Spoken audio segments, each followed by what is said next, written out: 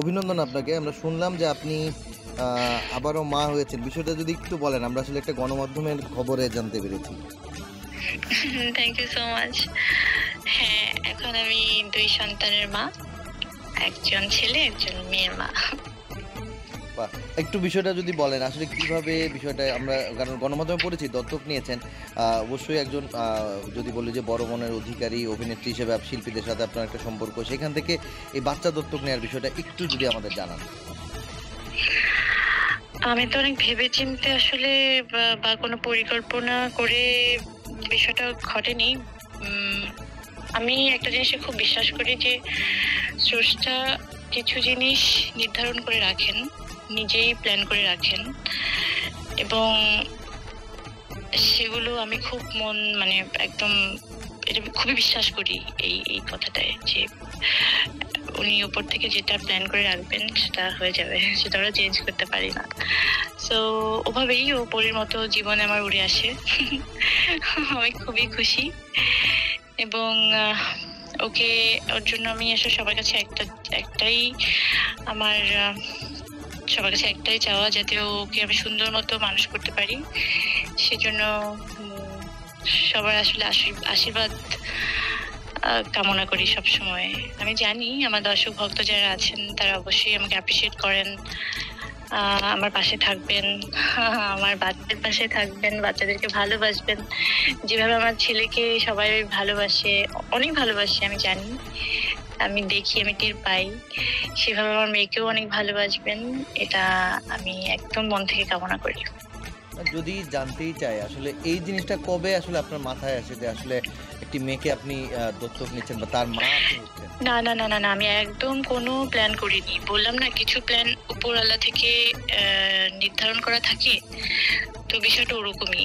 মানে এখন এটা খুবই আমার জন্য একটু কেমন হয়ে যায় উত্তরটা দেয়া। আমি কবে নিয়েছেন ওনাকে? হ্যাঁ, আমি একজন মেয়ের মা হয়েছি। তাকে আমি তার হ্যাঁ, দত্তক নিয়েছি। কিন্তু ও তো এখন আমার মেয়ে। বাট আমি অনেক হ্যাপি। আলহামদুলিল্লাহ, আল্লাহ আমাকে এই তৌফিকটা দিয়েছেন। সংবাদের যে সূত্র, সেই সূত্র ধরে ৬ দিন হলো আপনার মেয়ে আপনার ঘরে, তার মানে ৭ দিনের মতো হয়েছে। হ্যাঁ, ওর ৩ তারিখে জন্ম, শুক্রবারের দিন। আর আমি খুব চেয়েছিলাম, আমি আসলে এভাবে জানাতে চাইনি, আমি সরি।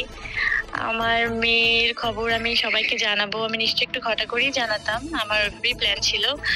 ইন্টারভিউটা আমার আসলে দেয়া ছিল মাদার্স ডের জন্যে। হয়তো তার এক্সাইটমেন্টেও তারা এটা পাবলিশ করে দিয়েছে, আমি তাদেরকে দোষ দিচ্ছি না। কিন্তু আমি অন্যভাবে আসলে চেয়েছিলাম, কারণ ১২ তারিখে মাদার্স ডে, ১২ তারিখে ওর আকিকা হবে এবং ছোট্ট করে একটা প্রোগ্রাম করবো আমরা। আমি চাচ্ছিলাম যে সেদিনই আমি সবাইকে জানাবো। যাক, যেটা হয়ে গেছে তো হয়ে গেছে। এখন সবাই যেভাবে আমাকে অভিনন্দন জানাচ্ছে, যেভাবে আমার মেয়েকে সবাই ভালোবাসা জানাচ্ছে, তার জন্য আমি অনেক অনেক অনেক বেশি কৃতজ্ঞ সবার কাছে। যদি বলি যে রাজ্য পূর্ণ আপনার সন্তান, সেখানে প্রিয়ম আপনার মেয়ে পূর্ণ বোন পেল, পূর্ণর কি আদর একটু কমে যাবে? আমি একদমই বিশ্বাস করি না। আমার মনে হয় আমি আরো ছেলের উপরে অ্যাটেনশন দেয়া বাড়িয়ে দিয়েছি। কারণ আমার এটা হতো কি, আমি যখন ছোট ছিলাম, আমার তো কোনো আপন ভাই বোন নেই, কিন্তু আমার কাজিন ছিল ৫১ দিনের ছোট আমার। তো সবসময় একটা কম্পিটিশন ছিল যে আমার আদরের ভাগ কেউ নিয়ে গেল কিনা, সেটা আমার মনে আছে। আমার মনে আছে দেখে আমি বললাম। তো এটা যদি আমি এখন বলি, এটা খুবই ভুল, আমি সবাইকেই মানে এটা খুবই উইয়ার্ড হবে আমার জন্য, আমি এটা বলবো না। আমি জানি বাচ্চাদের একটা ইনসিকিউরিটি কাজ করে, মার ভাগ দিয়ে দিলাম কিনা, বাবার ভাগ দিয়ে দিলাম কিনা, ভালোবাসার ভাগ দিয়ে দিলাম কিনা, হ্যাঁ, তো ওকে বেশি আদর করে কিনা, এটা খুবই ওদের মধ্যে ইনসিকিউরিটি কাজ করে। এটা খুবই স্বাভাবিক, কারণ আমার মনে আছে ছোটবেলার ঘটনা এসব। তো আমি এটা চাই না যে এরকম হয়ে ওরা আসলে বড় হোক।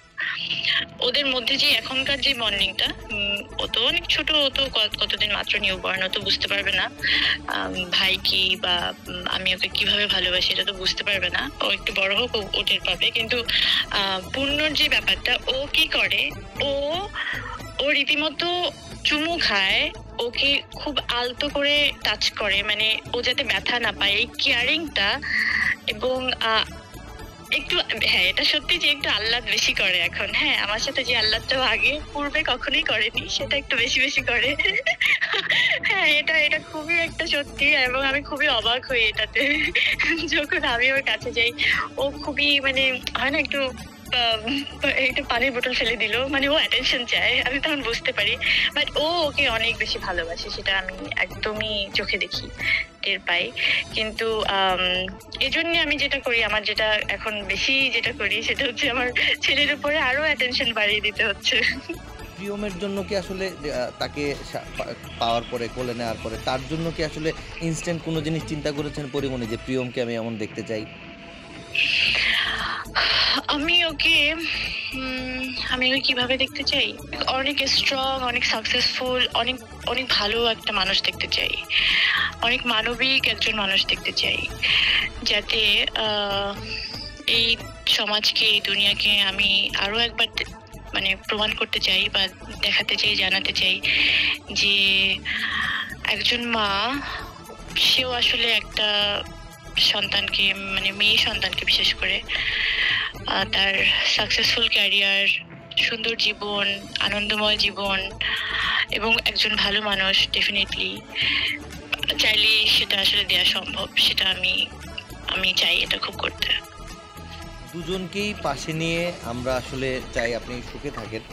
আমার শেষ প্রশ্ন, যদি পরিমণিকে জিজ্ঞেস করি যে আসলে পরিমণি আসলে নিজেকে এখন কতটুকু পরিপূর্ণ মনে করে, আসলে যদি বলি যে আসলে পরিমণি আচ্ছা, সবাই বলে না, আমার ওই যে আফসোস থাকে না যে আচ্ছা ছেলে হলো এবার মেয়ে, বা মেয়ে হলো এবার একটা ছেলে হলে ভালো হতো। সো আমার জীবনে হয়তো ওই আফসোসটা নেই। থাকলো না আরকি। যে আমি ছেলেরও মা, মেয়েরও মা। মানে এর থেকে তো সুখের কিছু নেই। আর যেহেতু সবাই খুব হয় না যে এখনো আমি তো এখনো কিছু হয়ে যায়নি জীবনে। আমি অনেক ইয়াং, চাইলেই অন্য কিছু ভাবতে পারি। হ্যাঁ? এরকম তো সবাই বলেই। সো আমি যখন অনেক কনফিডেন্টলি এবং স্ট্রংলি সবাইকে বলছি যে, "না, আমার জীবনে আর কেউ আসবে না।"